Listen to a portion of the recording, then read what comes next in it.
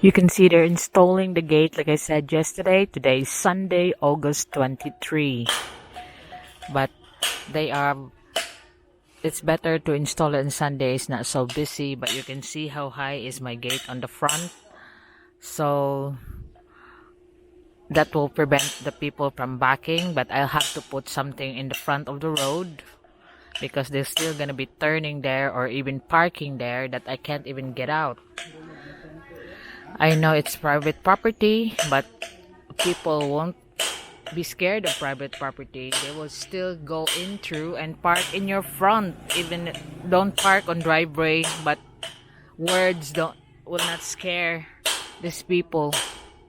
Because what I don't want is those 10-wheelers stand by there or turning there. So I even provide for the other side of the road if you notice. But that's only good for multi-cab, not a 10-wheeler. So they still can't go through. But cars can go through there. If you look at the other side, it has like a little bridge over the drain that I have cemented and put rebars underneath. Because I just don't want them to go over here and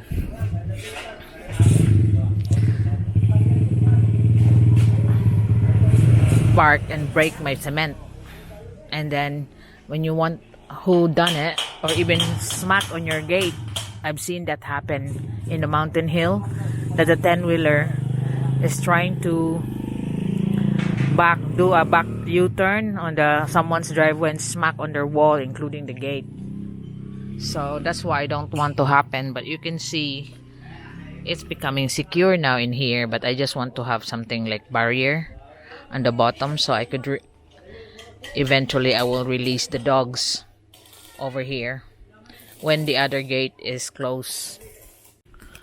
I'll have one of the farmer boys up there, Glenn, to tie up my water hose from the river because it passes through on my side of the wall, and now that the gate is in, it's sagging so it won't touch the gate. So you can see how quickly they can go through that mangoes. Like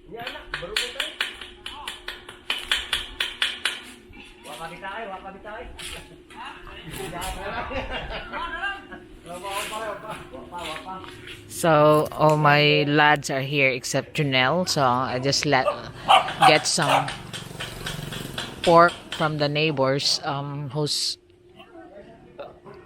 slaughtering their pork today to have like the the pork feet because they like it as stew.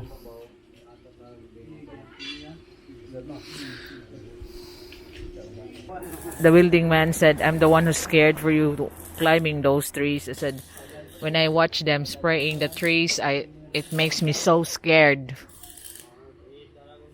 So it's too tall. Look, I'm standing here. I'm just half of the gate. Not even half, I think.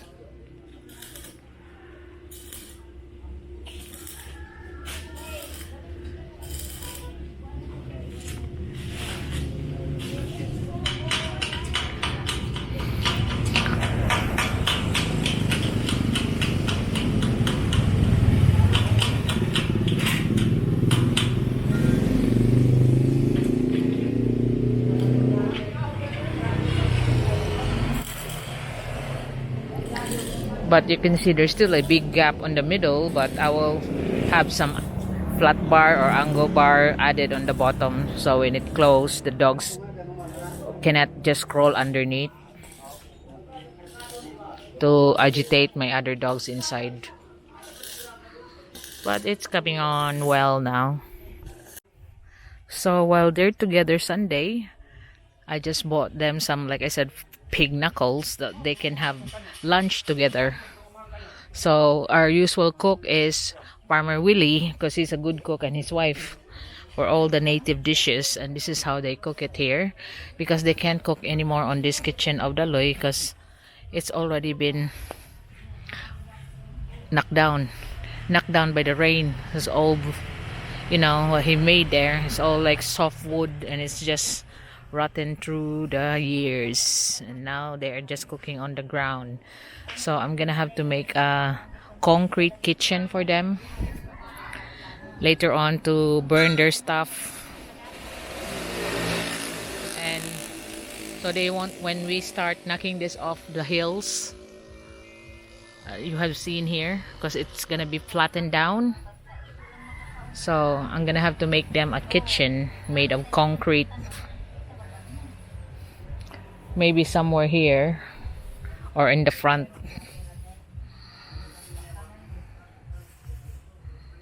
Kani usa unsa day ni? Manok, manok ni. Ako na sa inyo. So that's the chicken, native chicken dish. And what he's cooking now is the pork knuckles that I bought. So we are having our get-together lunch again here as usual. We had it like once a week now. That Willie is always the cook because he's a good cook here for native dishes. But you can see that there's the Danny the welding man and John, and then all the other neighbors that's helping with the holding the gate. John, and then Glenn, and everyone else is here.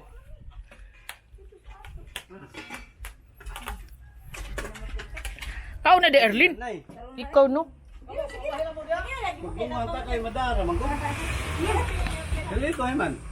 Pauli pa kahit hindi pa trabaho ka na.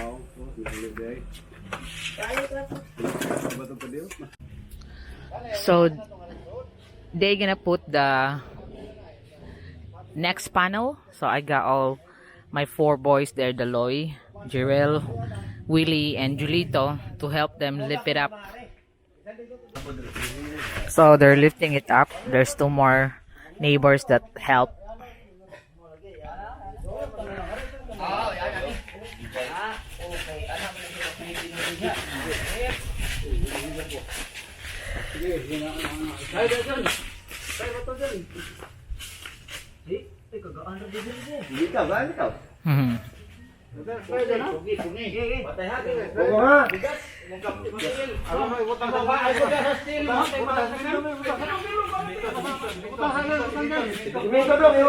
So they need to put it up on top of the rock.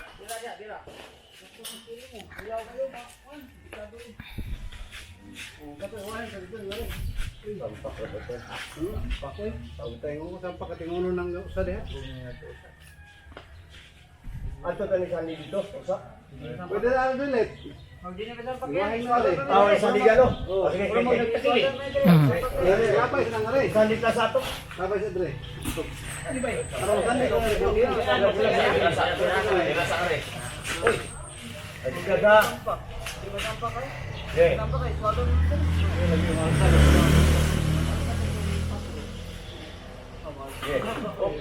Kato, toyo pa to.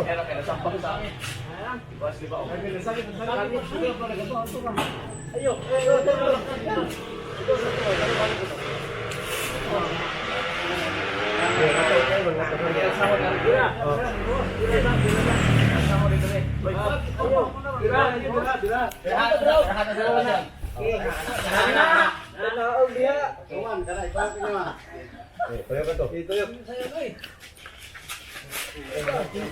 Hala, hala.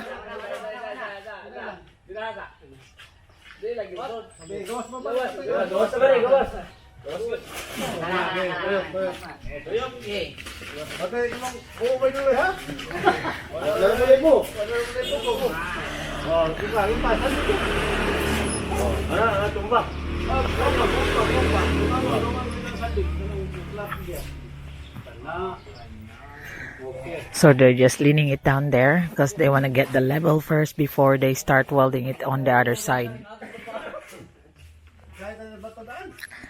So they're gonna put it on top of the rock now.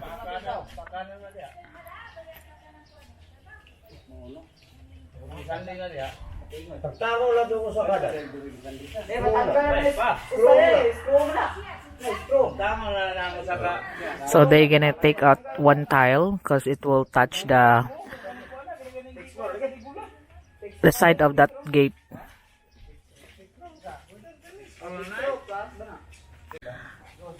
So they're lifting it up now that the last piece of the Tigula tile is off. Then they can put that gate back in there.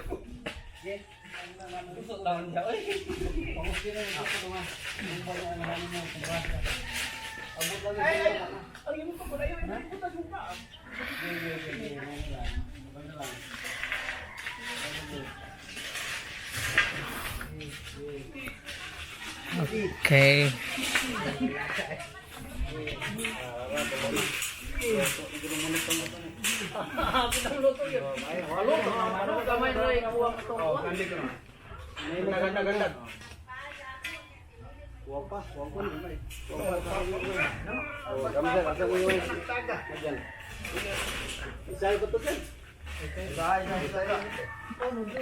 Naway sa kasayhan sa pikas.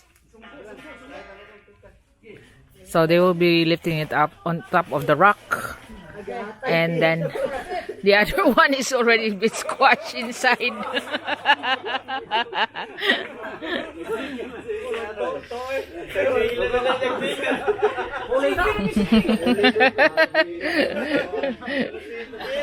Got dust on his eyes now. He forgot that he gets squashed inside. He just keep on looking at that. It's gonna be on top of the rocks. Kuha ng bato dong rin. Ma-label siya. Dito dapita. Bangilan na po dito dapita ba. So pick up the rock there. So it will be in level with the other one.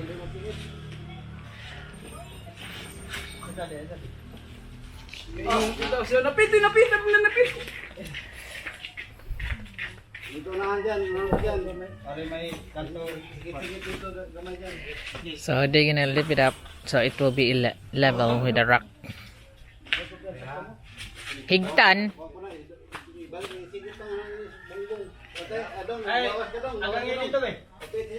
So they will be move it closer.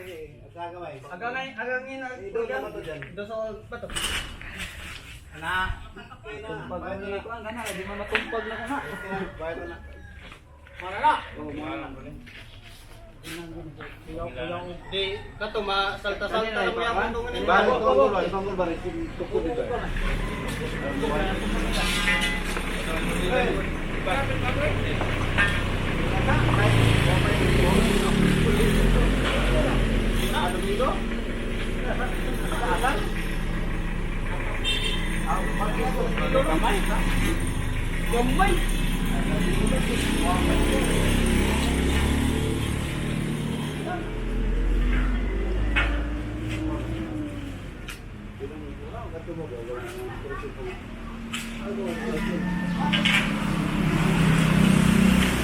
So old B come out now. Have to look out the gate and interfering at like he is. And now he wants that the gate that he planned like Graceland will be across. Because the one that he plans to put in here, he now decided will be the same gate as what we have here. So it all match around the house. So he's interfering again. And he also said that to match these two panels here, like what it looks like, to match here on the other side. So that will be the next order that I will make for the welding man. And you know, this gate here, it can open inwards because you know it's got the swivel on the side, so that can be cut off and then it will open, and that will be the same as here on the other side. So that's what old B's interference is, coming here to order the next 4 gates. So they start welding the other side now. They had it level because the column is not really that line.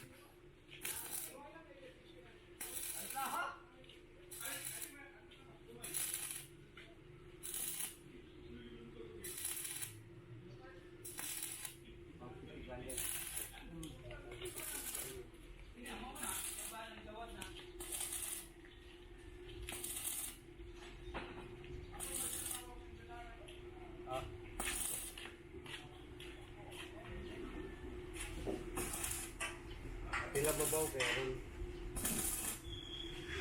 Bangin lang.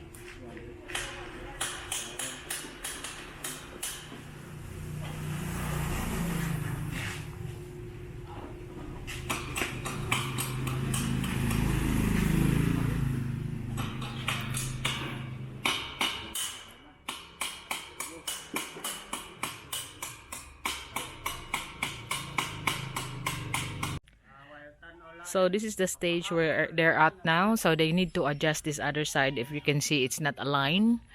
But I think this one is the one that they're gonna follow. This new one that they installed, and they will just adjust the first one to bring it down in level with that one. Because there's still more room in there to adjust.